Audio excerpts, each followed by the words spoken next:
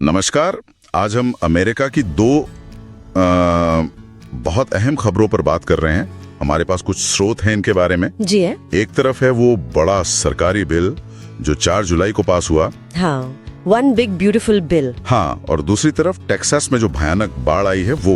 तो देखते हैं कि इन स्रोतों में क्या खास है और इनका मतलब क्या निकल रहा है। बिल्कुल। तो चलिए पहले उस बिल से शुरू करते हैं। ये वन बिग ब्यूटीफुल बिल, ये 4 जुलाई 2025 को साइन हुआ है। काफी बड़ा टैक्स और खर्चों का पैकेज लग रहा है। हाँ, काफी बड़ा है।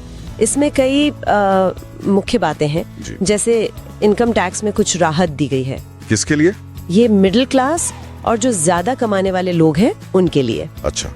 और जो कॉर्पोरेट टैक्स है, कंपनियों पर लगने वाला टैक्स, वो भी 21% से घटाकर 18% करने का प्रस्ताव है। ओ, तो कंपनियों को भी फायदा। हाँ, और साथ ही बच्चों के लिए जो टैक्स क्रेडिट मिलता है उसे भी बढ़ाया गया है। अच्छा, और खर्चों की तरफ क्या है? स्रोत क्या बताते हैं? मतलब टैक्स में तो राहत दे रहे हैं, लेकिन खर्च? हाँ, खर्च भी बढ़ाया गया है। ऐसा नहीं कि सिर्फ कटौती है। डिफेंस पर, मतलब सेना पर ज्यादा पैसा लगाया जाएगा। और गाँव में जो इंफ्रास्ट्रक्चर है, सड़कें, पुल, रेल, उसके लिए भी एक बड़ा निवेश है। ठीक है। और एक और चीज, बॉर्डर पेट्रोल का बजट बढ़ाया है और अप्रवासियों को हिरासत में रखने की जो क्षमता है उसे भी एक्सपैंड करने की बात है। मतलब टैक्स में राहत भी और कुछ क्षेत्रों में खर्च बढ़ भी रहा है। स्वास्थ्य और शिक्षा का क्या है? उस पर भी कुछ असर है क्या? बिल्कुल, उस पर भी असर है। स्वास्थ्य में देखें तो जो ओबामा केयर सब्सिडीज थी, हाँ, वो जो बीमा में मदद करती थी, हाँ, कम आय वालों के लिए। हाँ, कम आय वालों के लिए उन्हें हटाकर अब प्राइवेट बीमा के लिए टैक्स क्रेडिट देने की बात की जा रही है। अच्छा, ये तो बड़ा बदलाव है। जी। और शिक्षा में जो चार्टर स्कूल है, सरकारी पैसे से चलने वाले प्राइवेट स्कूल जैसे, बिल्कुल, उनकी फंडिंग को डबल करने की बात है। लेकिन दूसरी तरफ जो स्टूडेंट लोन माफ करने वाले प्रोग्राम थे, उनमें कटौती की गई है। तो मतलब मिलीजुली तस्वीर है। इस पर लोगों की राय क्या है? क्या स्रोत कुछ बताते हैं? बटी हुई होगी जाहिर है। हाँ, बिल्कुल बटी हुई है। जो समर्थक हैं वो तो कह रहे हैं कि भाई इससे देश की तरक्की होगी, इकोनॉमी बढ़ेगी, ये देशभक्ति वाला बिल है। लेकिन जो आलोचक हैं वो चिंता जता रहे हैं। उनका कहना है कि इसका असली फायदा अमीरों को ही मिलेगा। और गरीबों के लिए? हाँ, उनके लिए स्वास्थ्य और शिक्षा जैसी जरूरतें या तो महंगी हो जाएंगी या उनकी क्वालिटी कमजोर पड़ सकती है। बाजार भी, मतलब शेयर मार्केट वगैरह, वो भी थोड़ा संभल कर रिएक्ट कर रहा है। और इसी के साथ एक और बड़ी खबर जुड़ी है, चीन से जुड़े टैरिफ की बात। हाँ, ये भी बहुत अहम है। इसी बिल के साथ साथ ये भी चल रहा है कि चीन से आने वाली जो इलेक्ट्रिक गाड़ियां हैं, ईवीज, हाँ, सोलर पैनल्स हैं, स्टील है, उन पर 70% तक टैरिफ, मतलब भारी टैक्स लगाने का विचार है। 70%? ये तो बहुत ज्यादा है। बहुत ज्यादा। शायद 9 जुलाई तक इस पर फैसला आ जाए। कहने को तो ये है कि इससे अमेरिकी नौकरियों और कंपनियों को बचाया जाएगा, चीन की जो सरकारी सब्सिडी है उसके खिलाफ। एक तरह का प्रोटेक्शनिज्म। बिल्कुल। लेकिन जो एक्सपर्ट्स हैं वो चेतावनी दे रहे हैं कि चीन चुप नहीं बैठेगा, वो भी जवाबी कार्रवाई कर सकता है। और उससे पूरा ग्लोबल ट्रेड, दुनिया भर का व्यापार गड़बड़ा सकता है। एक ट्रेड वॉर जैसी स्थिति बन सकती है। तो एक तरफ ये बड़े आर्थिक दांव पे चल रहे हैं और दूसरी तरफ टेक्सास से एक बहुत ही दुखद खबर, कैरेविल इलाके में बाढ़। जी, ये बहुत ही भयानक स्थिति है।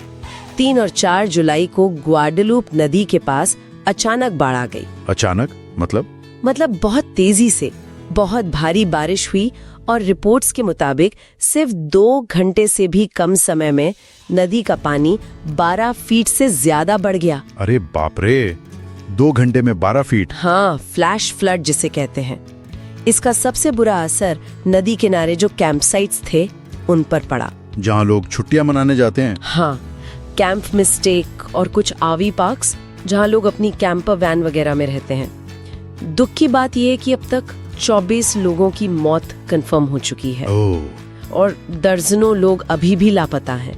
इनमें बच्चे भी हैं, परिवार वाले हैं जो छुट्टियां मनाने आए थे। ये तो बहुत ही दुखद है। बचाव कार्य चल रहे होंगे जाहिर है। हाँ, बचाव कार्य बहुत बड़े पैमाने पर चल रहे हैं। 150 से ज्यादा सर्च और रेस्क्यू ऑपरेशंस हो चुके हैं। हेलीकॉप्टर, नावें, सब इस्तेमाल हो रहा है। मदद पहुंच रही है। हाँ, रेड क्रॉस और फीमा, जो अमेरिका की नेशनल डिजास्टर एजेंसी है, उनकी टीमें वहां पहुंच चुकी हैं और काम कर रही हैं। क्या इस बाढ़ को किसी खास वजह से जोड़ा जा रहा है? मतलब इतनी भयानक कैसे हो गई? टेक्सास के गवर्नर ने इमरजेंसी तो घोषित कर ही दी है। उन्होंने केंद्र सरकार से भी मदद मांगी है और उन्होंने उन डेवलपर्स की आलोचना भी की है जिन्होंने शायद पर्यावरण संबंधी चेतावनियों को नजरअंदाज किया और नदी के इतने करीब निर्माण कर दिया। अच्छा, मतलब इंसानी लापरवाही भी एक एंगल है। हाँ, स्रोत यही बता रहे हैं कि ये 2015 के बाद टेक्सास में आई सबसे खतरनाक फ्लैश फ्लड है और माना यही जा रहा है कि इसके पीछे दो मुख्य कारण हो सकते हैं। एक तो जलवायु परिवर्तन, क्लाइमेट चेंज, जिससे ऐसी एक्सट्रीम वेदर घटनाएं बढ़ रही हैं। बिल्कुल, और दूसरा नदी के किनारों पर जरूरत से ज्यादा डेवलपमेंट, बसावट।